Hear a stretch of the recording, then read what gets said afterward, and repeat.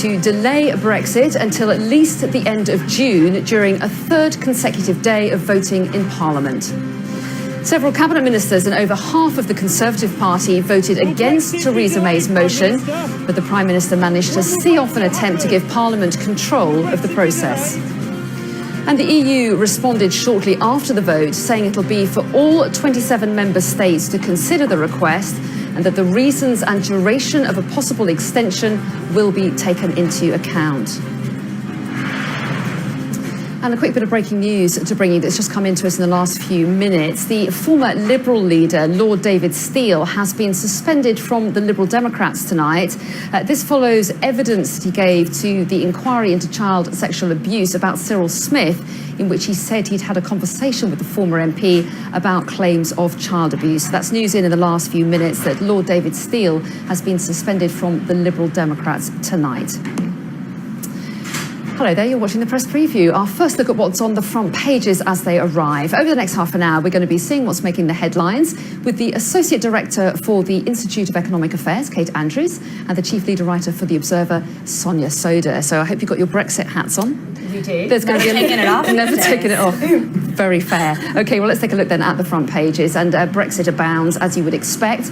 The Guardian leads with Parliament voting to ask the EU to delay Brexit and says it exposed splits within the Cabinet. The Financial Times says it's third time lucky for the PM and claims the Eurosceptic opposition is starting to crumble under the threat of a long delay to Brexit. One last roll of the dice, that's the Telegraph's headline, as it also leads on Theresa May holding a third vote on her Brexit deal. Give May just a little more time, the headline on the front of the Metro. The Mirror, meanwhile, leads with a story about knife crime, saying a third of criminals carrying blades are avoiding jail. And the Daily Star has a story about a TV celebrity looking to have a baby. So Kate Andrews and Sonia Sodha here with me to talk through another extraordinary day here at Westminster, and a lot of the front pages reflecting that, aren't they? You've picked out the Times, first of all, because they go with a very simple headline, which really gets to probably the most important point, perhaps of today, to be debated, of course, but their main headline is basically about the fact that MPs tonight voted to delay Brexit, or to ask for a delay at the very least. That's right, and I think most people thought it was going to happen today. We just weren't quite sure exactly what form it was going to take. And Theresa May seems to have got a little bit of a grip back on the process after the last couple of days of real absolute chaos. And the motion that she introduced to the government today has basically said MPs have now instructed her through this motion to, if her deal passes through next week, so she's going to bring it back for a third meaningful vote next week. If it passes, she's going to be asking the EU for a 3-month extension, quite simply because we need it, because there's a lot of legislation to put through before we leave the European Union. But if that deal fails again, the motion implies that she will be asking for a longer extension. I think politically, what you're seeing her try to do here is she's trying to bring round the hard Eurosceptic flank of her party and the DUP. She wants them to see that no deal isn't really on the table anymore. It's a choice between her deal now or a long delay. Obviously, the EU may have something to say about that. They're another big factor in the equation. But really, this is what she sees as being the best path to getting her deal through and holding the Conservative Party together. Before we discuss whether or not she's likely to make that work, first let's focus on the fact that March the 29th looks highly unlikely to be Brexit Day. How big a moment is that, given how many times it's been promised? Well, it's nearly impossible for it to be Brexit Day. As Sonia says, many people have been talking about the extension of Article 50 for some time, because in some very hypothetical world, even if there were unanimous support for the withdrawal deal as it stands now, it still probably wouldn't be enough time to get the legislation through. So the question is, are we looking at a short technical extension just to get the deal over the line? Perhaps on the 29th of March, those who are happy about Brexit could still pop the Prosecco and say, you know, it's just a few more days, a few more weeks for the technicalities. Or are we looking at a long-term extension, which brings a lot of questions back up? I think for a lot of voters out there, they will be frustrated to hear that this is going to extend in any way because they're very tired of hearing about it and frustrated that MPs who've had 2.5 years to get this over the line haven't managed to do it yet. But I think the way that it's extended will definitely determine how much public backlash there is. Okay, and let's move on to the Financial Times because they really look ahead to what Theresa May might be able to do next. And you were talking about how Meaningful Vote 3, or MV3 as it's now being called, will be put before MPs next week. How much success is she likely to have? Because clearly you were talking about how she's going to hope now that those who have been sceptical in the past from the ERG or the DUP, those who want a hard Brexit, to use the shorthand, might be persuaded because the alternatives now look like it could end up being kicked into the long grass or softer. But on the other hand, there are going to be some Remainers that think, well, maybe kicking it into the long grass is better for us. We might end up with a softer Brexit. So is she going to get it through? Well, I mean, nothing is certain, obviously, in these uncertain times. But I do think that, ironically, after an absolutely chaotic week for the government, it now looks that we might be sort of coming out of this week with the chances of her getting her deal through having gone up.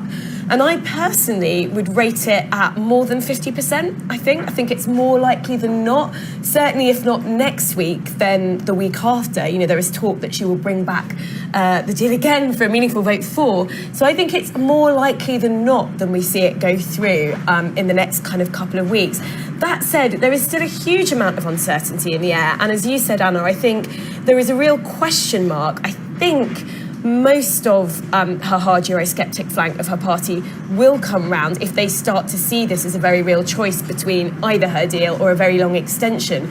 But as you say, will that still deliver the numbers? I mean, there's still a question mark that hangs over this. And there's still a movement by some MPs, led by Peter Kyle and Phil Wilson, to pass an amendment which says to the Prime Minister, fine, we'll get behind your deal, but only if you take it to a referendum. And I think the chances of that aren't particularly great. I think we're more likely to see her deal pass than not, but there is still a chance that could go through, that sort of amendment. Okay, and quickly on the issue of a referendum, some had thought that was now off the table. They voted in the House on a second referendum. Labour abstained and it was very quickly thrown out, that amendment. Well, if Brexit is kicked into the long grass, it's definitely still an option, but MPs roundly rejected the idea of a second referendum tonight, and I think that does show that there's certainly not a majority in Parliament now, and even potentially in the future. It would flag up many, many questions about the democratic process and whether or not what people vote on can actually be delivered in Parliament. But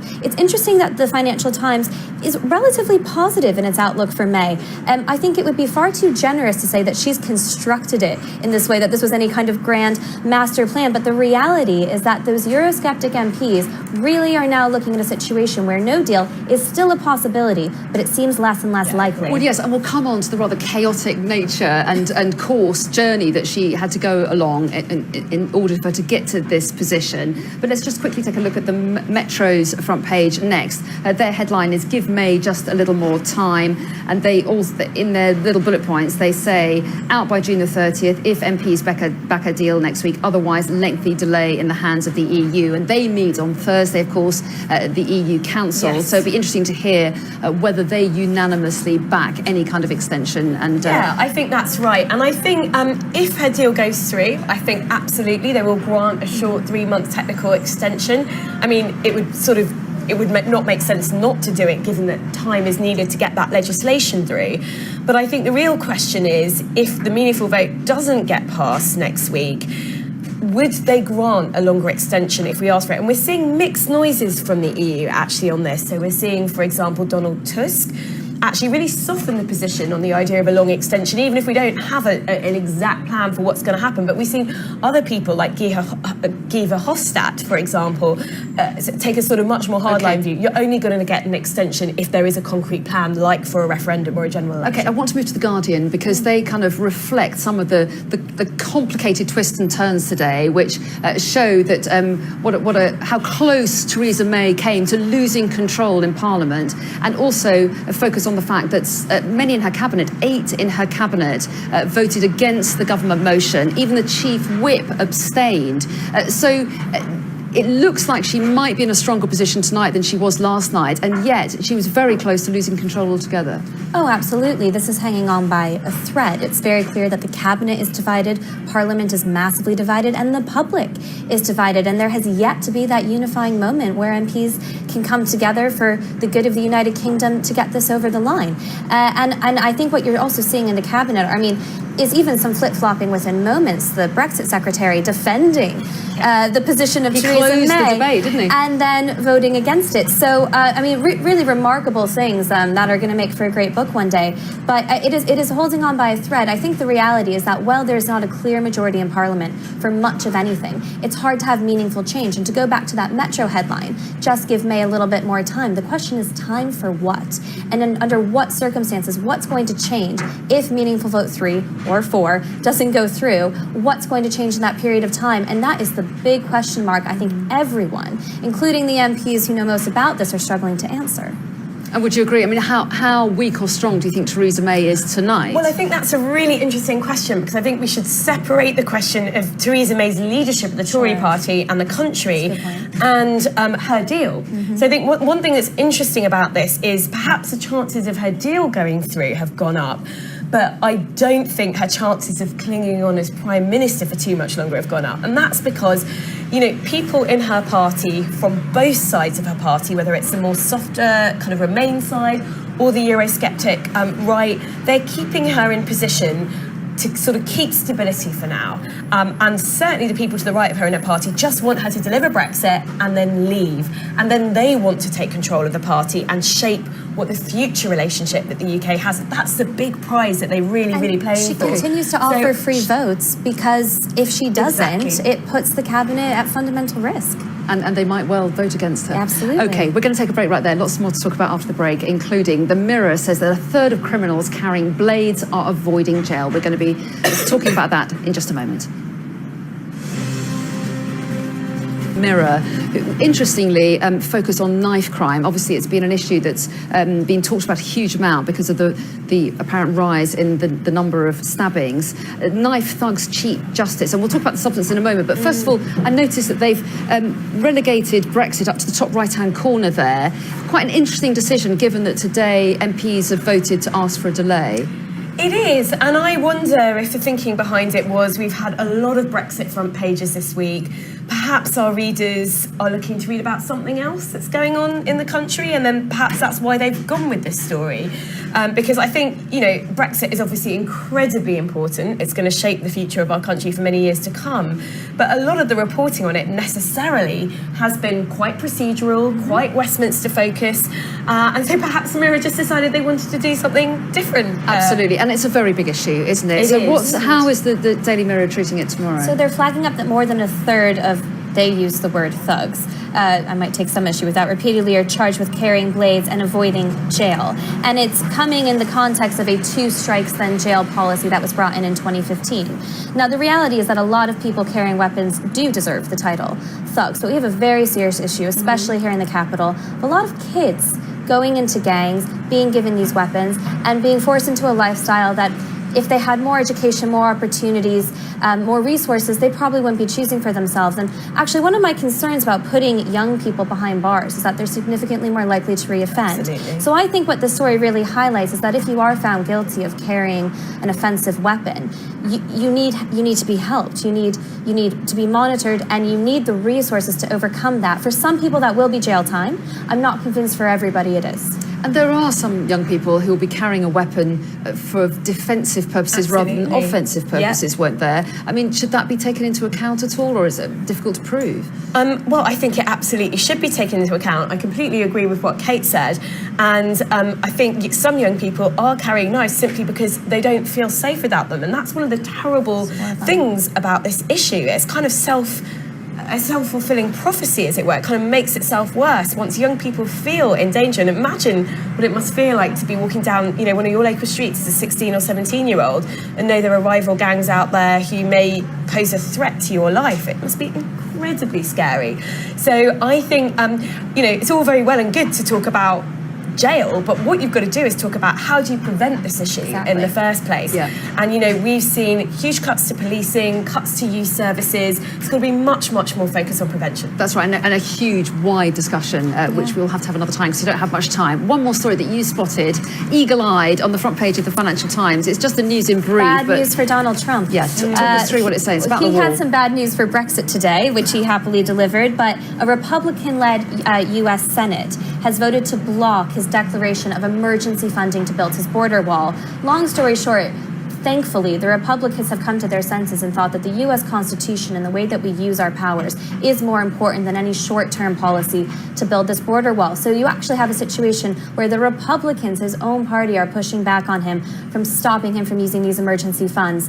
And, he will be extremely disappointed by this. But personally, I completely agree that long-term vision of law and order in America is more important than the president's agenda. Okay, we're actually out of time. If you want to talk about Trump's wall, we'll do it at 11:30. Oh, good. I hope You're not a come back fan, are you? anyway. Don't go anywhere. We will see you both very shortly. Sonia and Kate, thanks very much indeed.